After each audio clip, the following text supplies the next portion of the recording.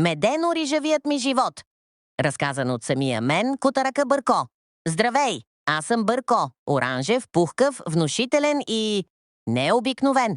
Не защото гоня мухи с олимпийска бързина. Не защото мялкам с трепет като оперен певец. А защото съм котка, която е влюбена в нещо доста нестандартно. Мед.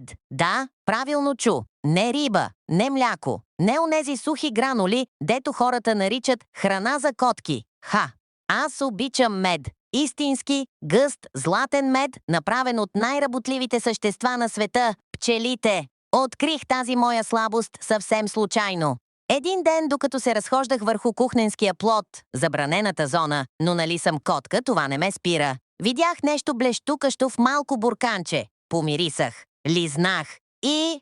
О, небеса и звезден прах! Това беше любов от първата капка. От тогава животът ми се промени. Всяка сутрин дебна баба Лила, моята стопанка, кога ще извади бурканчето с мед. Правя се на мил, търкам се в краката й, давам най-доброто си мрррррр изпълнение. А щом тя не гледа... Лапа, лапа, лапа.